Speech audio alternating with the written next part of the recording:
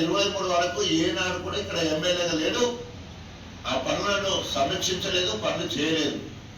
ఇప్పుడు కూడా BRS party పుణ్యమాని బీఆర్ఎస్ పక్షాన గెలిచి ఈరోజు దొంగ లెక్క కాంగ్రెస్ పోయి ఇటు కాకుండా అటు కాకుంటున్నాడు. ఏదో మావళి మధ్యలో సోషల్ మీడియాలో చూసినాం, పెళ్ళేమో బీఆర్ఎస్ తోడట, కాపురమేమో కాంగ్రెస్ తోటి, మళ్ళీ నేను సంసారిని అంటాడట. కడియం శ్రీగారు ఉంటుందని కూర్చున్నా. కాబట్టి కడియం శ్రీగారు గారు ఇప్పటికైనా సచిన పేరు లెక్క కుక్కిన పేరు లెక్క పడుడు గణపురంలో. నేను చెప్తున్నా, నీ రాజకీయ భవిష్యత్తు సుడిగుండంలో నావలాగా కొట్టుకుంటా ఉన్నది. నువ్వు అనుకుంటున్నావు స్పీకర్ దగ్గర నుంచి తప్పించుకుంటా అనుకుంటున్నావు. ఎట్లాగ నేను స్పీకర్ సస్పెండ్ చేయడు, ఎందుకంటే వాళ్ళని నమ్మి వాళ్ళ దగ్గర పోతే వాళ్ళు ఎందుకు సస్పెండ్ చేస్తారు నేను. అందుకనే 5 ఆల్రెడీ ముందు దారి చూపించిండు, అందుకనే నిన్ను కూడా అక్కడ ఏమి చేయరు. కానీ హైకోర్టు ఉన్నది, రాజ్యాంగాన్ని పరిరక్షించే సుప్రీంకోర్టు ఉన్నది. ఇప్పటికే కలకత్తా కోర్టు తీర్పు ఇవ్వడం జరిగింది. సో తప్పకుండా నీకు సుప్రీంకోర్టు రాజ్యాంగం తప్పకుండా నీకు శిక్ష విధిస్తుంది. తప్పకుండా గణపురం నియోజకవర్గంలో కాస్త ఆలస్యమైనప్పటికీ భయ ఎన్నికలు తప్పని హెచ్చరిస్తూ చూసుకుందాం. నువ్వో నేను తెలంగాణ మొత్తం మన ఇద్దరి కోసమే ఎదురు చూస్తూ ఉన్నది. రాజేనా కడియం గారే ఎదురు చూస్తూ ఉన్నది.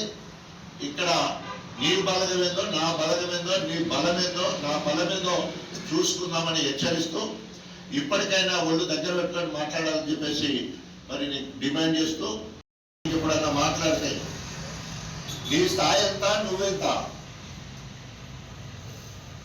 ఆఫ్టర్ ఆల్ కొట్టుకొని ఒక్కసారి ఎమ్మెల్యే అయినావు. కథం ఎమ్మెల్యే కన్నా కథమేనా అయినా? కాబట్టి ప్రతిపక్షం ప్రశ్నించే గొంతు నువ్వు ఏవైతే అలివి కానీ హామీలు ఇచ్చి అధికారంకి వచ్చినావో మిమ్మల్ని నిలదీసే బాధ్యత రాజ్యాంగం కల్పించింది, అడిగే హక్కు రాజ్యాంగం కల్పించింది. ప్రతిపక్షం ఎప్పుడు ముళ్ళుగర్ర లెక్క పొడుస్తూనే ఉంటది.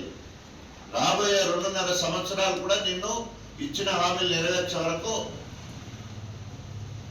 ఎప్పటికప్పుడు మా నిరసనలు తెలియజేస్తాం, అడుగుతాం, అదేవిధంగా వెంట పడతాం, వేటాడతాం. మీరు ఏమి చేయకుండానే అన్నీ చేసినట్టు మాట్లాడితే మిమ్మల్ని ఊరూరు దండోరా వేసి ఎండగడతాం. ఏ పనులు చేయకుండానే ఈరోజు గోబెల్స్ ప్రచారం చేస్తా ఉన్నాడు. గణపురము నియోజకవర్గంలో ప్రత్యేకంగా గన్పూర్ స్టేషన్లో నీ మార్కెట్ని ఒక్కసారి నీకు గణపురము మున్సిపాలిటీ ఓటు అడిగే హక్కు లేదు. గన్పూర్ రైల్వే ఫ్లైఓవర్ బ్రిడ్జ్ చూసినావా?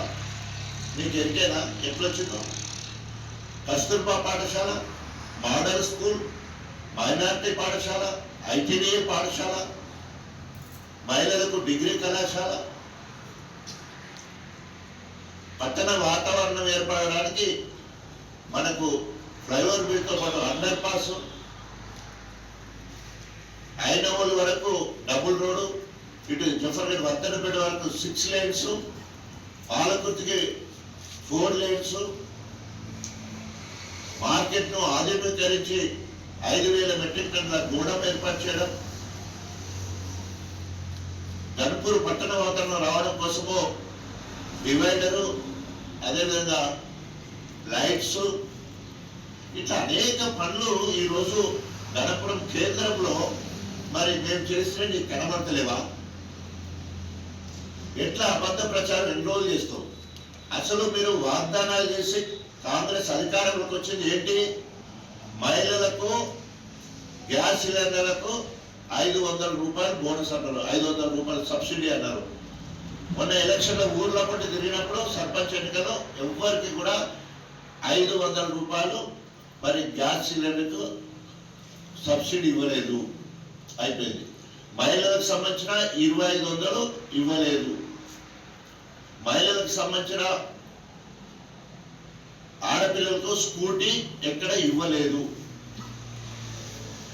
భర్త చనిపోయిన వితంతువుకు, ఒంటరి మహిళకు ఎక్కడ కూడా 2000 పెన్షన్ 4000 చేయలేదు. 2 సంవత్సరాల్లో ఒక్క కొత్త పెన్షన్ కూడా అదనంగా ఇవ్వలేదు. రైతు చనిపోతే వారం వెళ్ళక ముందు 5 లక్షల మరి రైతు బీమా ఇచ్చే వాళ్ళం అది లేదు. ఎందుకు ఈరోజు రాహుల్ గాంధీని, అదేవిధంగా సోనియా గాంధీని, ప్రియాంక గాంధీని కలిగేం తీసుకొచ్చినావు, ఇక్కడ ప్రచారం చేసినావు? నువ్వే కదా అంతకుముందు సోనియా గాంధీని బలిదేవత అన్నావు, అదేవిధంగా రాహుల్ గాంధీని లేదు పప్పు అంటారు కదా, ముద్దపప్పు కాడని రాహుల్ గాంధీని బలిదేవత అని చెప్పేసి ఇందిరాగాంధీని అన్నారు. వాళ్ళు అందరిని తీసుకొచ్చి వాళ్ళతో ఇక్కడ మీటింగ్ పెట్టి రైతు డిక్లరేషన్ అని రాహుల్ గాంధీతో చేయించినవు. మహిళలకు సంబంధించిన స్కూటీ విషయానికి ప్రియాంక గాంధీని తీసుకొచ్చినవు. బీసీ డిక్లరేషన్ కోసం ఖర్గేని తీసుకొచ్చినవు. మొత్తం ఓవరాల్ 6 గ్యారంటీలు తప్పకుండా చేస్తారని సోనియా గాంధీని తీసుకొచ్చినావు హైదరాబాద్. మరి ఏ ఒక్కటన్నా నెరవేరలేదు. మరి బాధ్యులు ఎవరిప్పుడు వాళ్ళని బాధ్యులు చేయాలి. కాబట్టి కేటీఆర్ గారు రాహుల్ గాంధీ గురించి మాట్లాడడం జరిగింది. ఆ రాజేందర్ రెడ్డికి ఏమైనా చదువు సంధ్యలు ఏమైనా ఉత్సాహాన్ని అడుగుతా ఉన్నాను. స్థాయి వచ్చి మాట్లాడడం అనేది తీవ్రంగా ఖండిస్తా ఉన్నాం. మీకేమైనా చిత్తశుద్ధి ఉంటే మీ రేవంత్ రెడ్డి మీద పోరాటం చేయండి. ఎందుకు మేము ఊర్లలో తిరగలేకపోతున్నాం? 6 గ్యారెంటీలు ఏమైనాయి, 420 హామీలు ఏమైపోయినాయి, ఒక్కటంటే ఒక్కటి కూడా నెరవేర్చకపోతే ఏ రకంగా రేపు ఓటు అడగాలి మేము అని చెప్పేసి అది శాత కాకుండా ఈరోజు ఇష్టం వచ్చినట్టు మాట్లాడని తీవ్రంగా ఖండిస్తున్నాం. చరిత్ర సృష్టించినోడు ఇప్పుడు ఆ చరిత్రని తిరగరాయబోతున్నాడు. అబద్ధాల గోడల్ని బద్దలు కొట్టి నిజాలను రాగా మీ ముందుంచబోతున్నాడు. నిజమైన వార్తల కోసం వెంటనే డౌన్లోడ్ చేసుకోండి రా యాప్ని.